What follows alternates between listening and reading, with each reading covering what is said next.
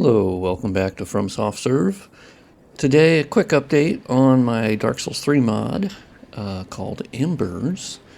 0.27 is released.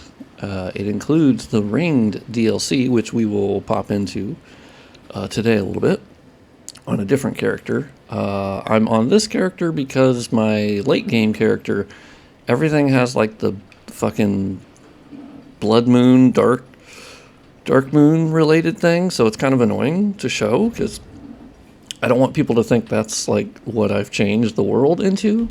So kind of annoying. But really quickly, there are a couple Reshade effects that I do recommend currently that are sort of like out of the scope currently of my edits, but they're very like light Reshade things. So you'll see a ton of these. The first one is I basically disabled the in-game FXAA because it's not very good anyway. It's pretty bad for anti-aliasing. And I enabled the SMAA. Pretty good. It works pretty good. It's not as good as TAA, but honestly, it's pretty okay.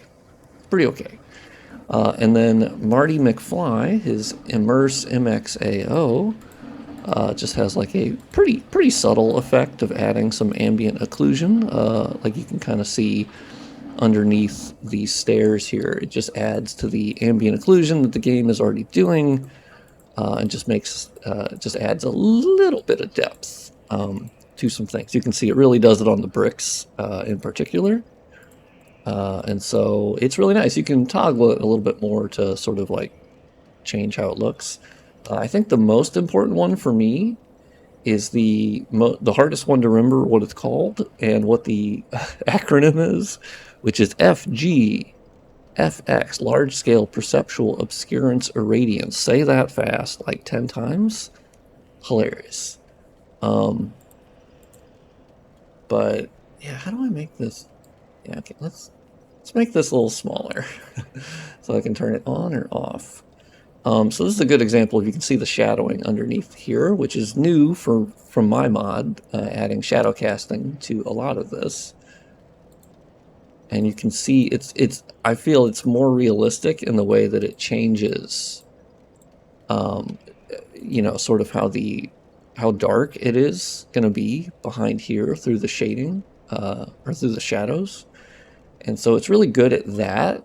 Of course, personal preference. The big thing it also does is sort of brighten up the sky, so that when you're looking down here, the sky is really bright, and it just sort of like adds a certain contrast to the scene where it's normally flatter. I think that's sort of the thing that Dark Souls 3 has suffered from for quite a while, and so this just sort of happens to. I think it just alters that in a really good way that I prefer. But the nice thing is it's not, you'd actually have to like enable this through Reshade. So totally optional, but for me personally, I think it actually works with my mod pretty well. And it also like modifies the contrast just a little bit. Not really, it's mostly my contrast changes that are working with it. And then beyond that, I don't think there's actually any other changes. Because there's like, you can do another pass of FXAA if you want, but I didn't find that actually to be super like necessary. Beyond that, I think there was one other one that I thought looked kind of cool, which was, I think it was DH. Yeah, it was DH Ambient Remove, which actually alters like the contrast. And it actually, personal preference once again. I think it's sort of, these are probably some of the changes I might be making to these are things I can definitely do, like color changes. I can definitely dive into the G params and do a lot of that. There's also an RT one, which I found really interesting. Of course, frame rate absolutely fucking tanks. But I was like, okay, that's interesting. It's called Uber RT, so I can see why that doesn't work that well. There's also SSDO, which is like a super heavy form of ambient occlusion. It's like super, it's screen space directional occlusion. Yeah. So it's like really strong though. I actually think it's a bit, I think it's a little bit too much IMO. I think it's a bit too heavy-handed, but I think you can actually tweak that. Once again, personal preference. I think it's a bit strong. It does actually add shading all the way back to those distant objects, which actually do need it, admittedly. Yeah, that is actually kind of nice. Yeah. I'll keep that in mind. But anyway, so those are some optional things you can do that I think have a somewhat minor effect on performance. But this is how the game will look. I think I actually got the grass crest. Yes, I was doing that last night. I started a new character, and then I played all the way to the first swamp area, Road of Sacrifices. But yeah, so big update. If you've made it past the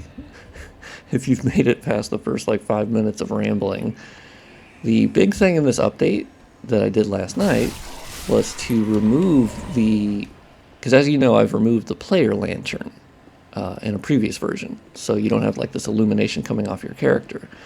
But now I took it a step farther and actually removed the hero lighting that your character will pretty much always get. And so now your character basically blends into the environment. And I think that, for me, is something I've always wanted, where your character just doesn't awkwardly fucking stand out, you know? And so, like, if you go in here, you'll see that my character, like, ultimately blends into the environment. So for me, that's vastly more immersive. But I know that will be a personal preference thing. So there are going to be some people who are just absolutely not going to fucking like that. And that's fair.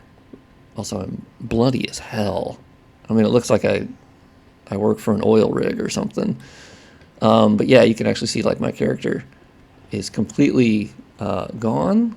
And then in the light shows up. So for me, that's what I've wanted. So that's why I kind of see this mod as like a challenge mod. Almost. Yeah, see down here, I can't see a goddamn thing. Although you can kind of use your Estus to see a little bit if you want to like slurp down an Estus.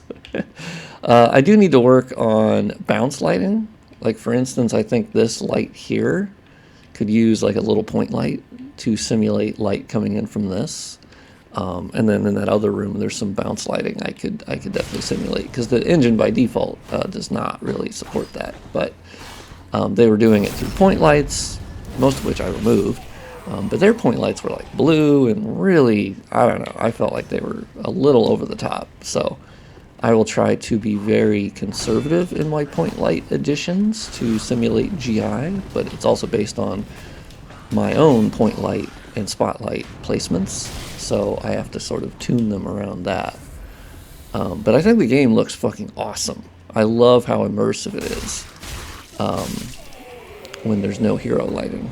It's so cool. And it's just on top of my other, changes. Now you'll see actually the Lothric Knight, he's being lit in a weird way, that he's more sort of yellowish than the environment, and I think that might be down to the G param that he has.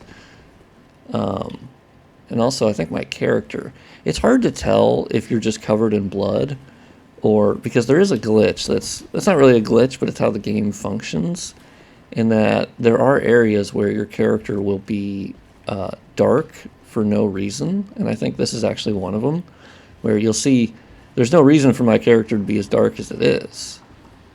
But it's actually down to like the light map. I was talking to Trivia about it because she's the DS3 expert. There's something I have to do to modify it's called the player mask. And so like this is normal here, you can see normal colors. But then when I walk up here, you'll see my character artificially darkens. Yeah. And it's not handled through collisions, which is the normal way that you would handle that.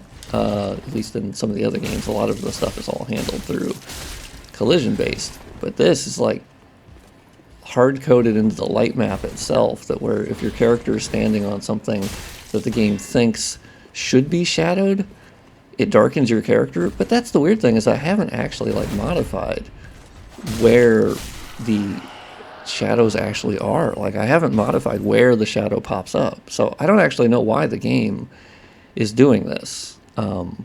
because like I'm not shadowed, and I have not personally modified that. Now the hero lighting that your player would get pretty much occludes this, so like you wouldn't notice, but that's something I apparently I can go into the G params and sort of like modify that. I don't think it's too like super noticeable. You bastard. All right. You know what? You get me every goddamn time. I'll be real with you. You get me every time. Oh, got him. Yeah, I love how these rooms are lit like this. And so you have to actually like be strategic, and you go, ah, shit, I can barely fucking see. My player character does not have a torch yet. I haven't bought one.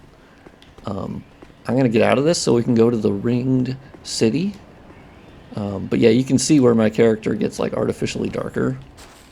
That's just something I gotta stamp out in the fucking G params. Oh, can I get him? Fucking whiffed on that one, though. You know, that's perfect. We needed that, so I can go log into my endgame guy and go to the ringed city so we can check that shit out. Because that is probably the bigger part of this mod release, is I have finished my first pass of the ringed city. So now you can get the entire game has been touched by the mod and has dynamic shadows, better contrast, better mesh LODs, removed blue point lights, better contrast. Did I already say that? I probably already said that. Torch shadow casting. And then also from the torch, it can cast onto the player and the environment. Other stuff I'm forgetting, to be honest. I tend to forget the total list. Okay. Also, I like that I beat the game at like level 89. I think that's pretty good. I think that's the lowest I've beat the entire game at. Oh, I was here too? Oh, yeah, fucking... Oh my god, it looks so good. And I think I have 11 flasks at a +7. And I first tried Gale this time. I was actually a little sad. I didn't want to first try him. I've never first tried him before. Normally it takes a little bit, but he's my favorite boss of all time. And I was like, shit, man, I don't want to be first trying you. But I just, oof. You know how your first attempt can be your best attempt? Yeah, that's pretty much what happened this time. And I got lucky enough that it ended up actually fucking doing it. It's great. What armor to put on? Maybe the fire link? Nah, okay, we'll do a little ringed knight / fire link armor. Look like the guy on the cover. Oh my god. The ringed knight set, I need to get the rest of it.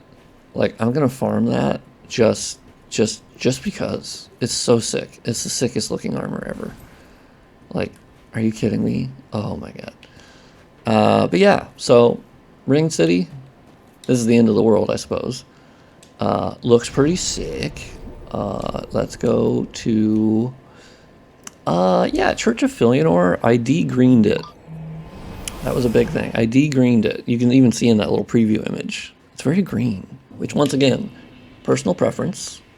For me, I was like, nah, I'll have it be not green. How about that? Did I leave one green in here? I think it looks really good still. It's just more of a neutral color palette. I did alter this room as well, and I'm actually really proud of this room because I changed it from being green. I added shadow casting spotlights to each one of these windows, which you'll see I have a little shadow on my character now. So now you can be doing this boss fight and actually have your player shadow and the shadow of like Half-Light and whoever you're facing, or if it's like an invader, and Adjudicator Argo as well. But yeah, now you actually have like a fucking player shadow while you're doing it. It's so sick. I love it. It's so good. And then in this room, I de-greened it as well, and then I added some candlestick thingies. So it's still dark, but, you know, it's lit a little bit. Oh my god. Fucking Ringed City, dude. It's just nasty. Do you think I can sneak up? Oh, I never got that item? Really? Do you think I could sneak up on this guy? You think I can get his bitch ass? I have your weapons, by the way. I already got them. They were pretty sick. Okay. You cool? You good? Okay. Well, that was rude. Oh, that's a backstab. That's a backstab. Oh, fuck. I ran out of stamina. Oh, fuck. Ooh, but I got lucky on that one. This dude, though. Oh, shit. Shit in my ass. Okay. Sorry, YouTube. Okay, I'm gonna heal up. I'm gonna heal up. You know, if you could swing those, like, you know, a little quicker, you'd be doing a lot better. You'd be doing... Okay. I gotta shut the fuck up. I love when you do that move. Oh, that's a backstab. That not a bit. God, you are healthy. You are a healthy boy. Sheesh. Yes. Okay. Whew. I think he gives you like 9,000 souls though. Shit. Please drop your fucking armor, dude. Ah, fucking chunk. Are you kidding me? Get out of here. Fucking fragment. I don't need that. But as you can see, it looks sick nasty as hell. As the Ring City does by like fucking default. But with dynamic shadowing on everything, ugh, it's so good. And added ambient occlusion, and well, now that's admittedly to the Reshade thing. Oh, he's not looking so good. Are you floating, my dude? Are you floating? I want your armor. Give me your fucking armor. But yeah, dynamic shadowing, increased contrast, mesh LODs, like, oh, it was so needed. It was so needed. I'm shocked when I watch people play these, or this game, like unmodded or on PS4, and the amount, even on PC at max settings, like the amount of geometry that is popping in, not popping in, but like changing its mesh LOD to a more complex one is nutty. It is so often. It's unbelievable how often they had that happen. And so altering that in my mod is a huge benefit. So now you can actually run through the world and not have it constantly be popping, popping, popping, popping. It's horrible. And, but yeah, I think it looks fucking awesome. I'll probably have this be the thumbnail of some sort. I needed a DS3 boss rush, please and thank you. I need to play Sekiro again. I'm just talking about random shit on this episode, just so you know. Also, a lot of the G-Param like things I'm learning is applicable to Elden Ring and Sekiro, which is a big reason for me to go back to DS3, is that it is far more applicable to the newer games, because I would like to do a Sekiro mod. I would like to do an Elden Ring mod. Sure. Thank you for tuning in for this incredibly rambly Dark Souls 3 fucking video. If you liked it, maybe sub to the channel. That'd be cash money as hell. And share the video, like the video, hug the video, high five the video. You know, do cool stuff. So thank you for tuning in, and I'll see you on the next one. Thank you.